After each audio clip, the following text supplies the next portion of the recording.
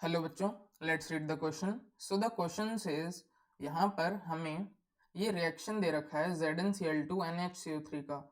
उसे हीट करके ए कंपाउंड बनाया हुआ है, उसे दोबारा फर्दर हीट किया है तो हमारे बी कंपाउंड, सी कंपाउंड और H2O बना है हमारा। फिर हमारे बी कंपाउंड को और हमने NaOH के साथ रिएक्ट करा के डी कंपाउंड बनाया है।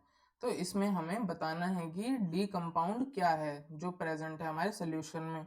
तो आओ देखते हैं। तो सबसे पहले तो हम इस क्वेश्चन का की कंसेप्ट लिखेंगे।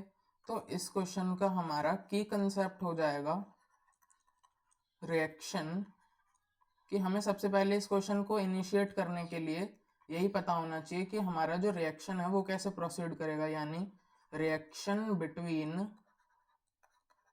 ZnCl2 and NaHCO3। यहाँ से इनिशिएशन हो रहा है तो हम इसी को अपना की कंसेप्ट लेके आगे चलेंगे।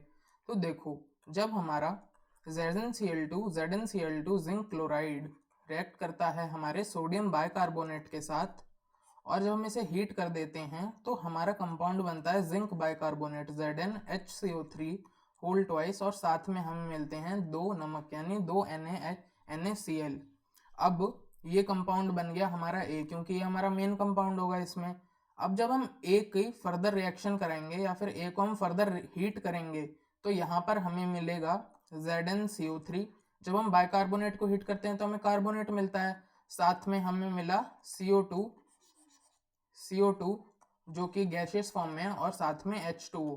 तो H2O तो देखो यहाँ लिखा हुआ है हमारा, तो वो हमें H2O मिल गया। C हमारी CO2 हो गई, B हमारी ZnCO3 हो गई। ये हो गया हमारा B, ये हो गया हमारा C। ठीक है भाई, अच्छी बात।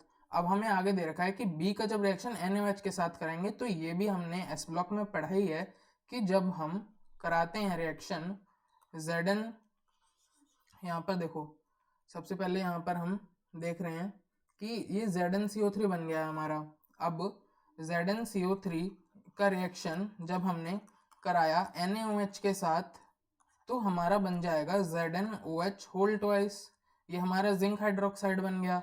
जिंक हाइड्रोक्साइड के साथ हमारा साथ में निकल जाएगा Na2CO3 यानी सोडियम बाइकार्बोनेट। तो हमारा क्वेश्चन इतना ही था बस, कि ये हमारा क्वेश्चन तो इतना ही था कि यहाँ पर हमारा क्या बनेगा। तो हमें बताना था identify the compound D present in the solution. तो जब हमारा B यानी ZnCO3 रिएक्ट करता है हमारे NaOH के साथ तो वो बनाता है हमारा D, यानी D तो हमारा क्या हो गया ZnOH होल ट्वाइस। तो हमारा करेक्ट आंसर क्या हो जाएगा इस क्वेश्चन का? हमारा करेक्ट आंसर हो जाएगा ZnOH होल ट्वाइस यानी ऑप्शन बी। ऑप्शन बी मैं लिखता हूँ, option B will be the correct answer to this problem. I hope you understood it well. Best of luck.